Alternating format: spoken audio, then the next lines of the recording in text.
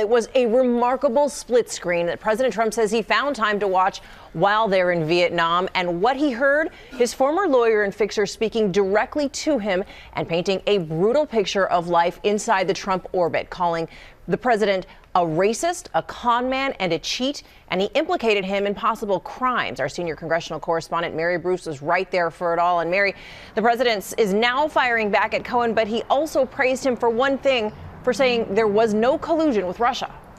Yes, Cecilia, the president says Cohen did get that right, and Cohen did say that he has seen no evidence of collusion, but he also added that he has his suspicions. And you're right, there is no question. This testimony was brutal. The president's former fixer leveling one searing accusation after another and suggesting that there is even more still to come.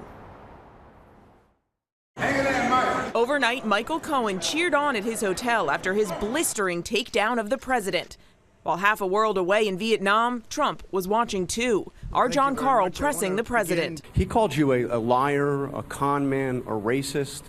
What's your response to Michael Cohen? I wasn't able to watch too much because I've been a little bit busy. He called Cohen's testimony shameful and fake, but says Cohen backed him up on one key sticking point.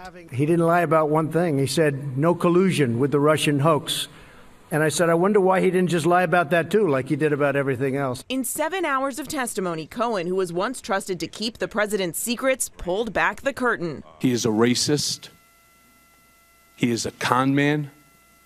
And he is a cheat. Accusing the president of criminal activity while in office, Cohen said Trump directed him to make those hush money payments to porn star Stormy Daniels. The president initially denied those payments, but Cohen brought documentation, a check he says shows Trump repaid him for the money. But you don't have to take my word for it. I don't want you to. I want you to look at the documents. And he said Trump told him to lie about the whole thing. What did the president ask or suggest that you say about the payments or reimbursements? He was not knowledgeable of these reimbursements, and he wasn't knowledgeable of my actions. He asked you to say that. Yes, ma'am. Another allegation? WikiLeaks. I love WikiLeaks. Cohen claimed Trump knew ahead of time that WikiLeaks was going to release hacked DNC emails that were damaging to Hillary Clinton. And he said Trump wanted him to lie to Congress about a Trump Tower project in Moscow, a deal Cohen now admits was negotiated with Russia well into the campaign.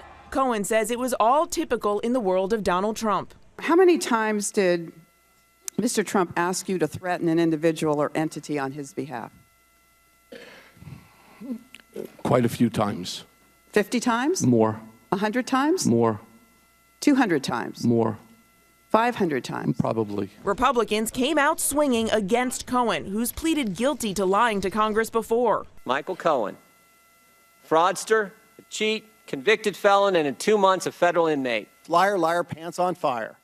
No one should ever listen to you. But Cohen noted that they were not quick to defend the president's actions. I just find it interesting, sir, that between yourself and your colleagues, that not one question so far since I'm here has been asked about President Trump. And he hinted that there are more, potentially even bigger bombshells still to come. Is there any other wrongdoing or illegal act that you are aware of regarding Donald Trump that we haven't yet discussed today?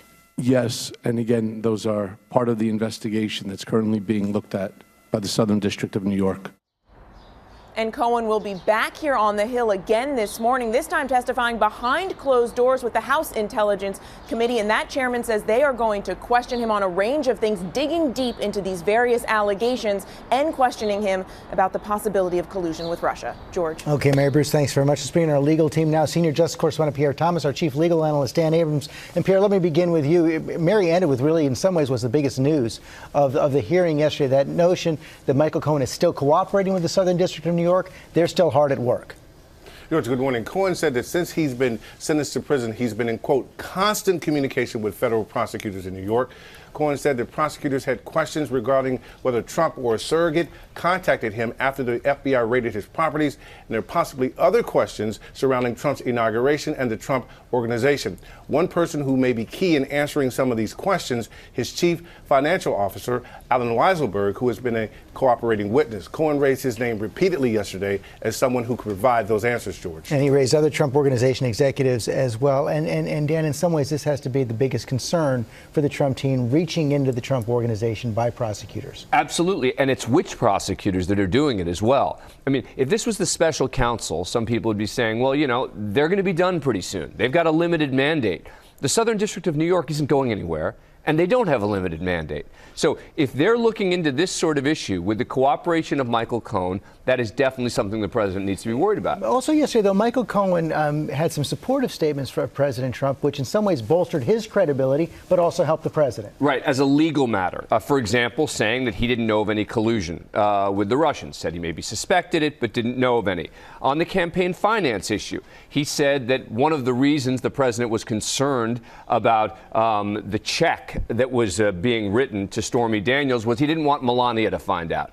Not a crime to pay someone off to protect from your wife finding out. Only a crime if it's to influence the election. Now, he did say it was both, to influence the election and to protect him from Melania, but the more ambiguity, the better. And then finally, he said that he wasn't directed by the president to lie to Congress. Doing his bidding, but not directed. Right. He said that there was a code that was understood. But again, as a legal matter, code is much harder to prosecute than would be if he claimed that there was some sort of directive. But one clear thing, this is not over in Congress. A big thing the Democrats did yesterday was lay the groundwork for more investigation. That's right, and they're going to have to be very careful, though, because as the federal investigation moves forward in the Southern District of New York, Congress doesn't want to step on that, and that's the last thing that the prosecutors would want. Dan Abrams, thanks.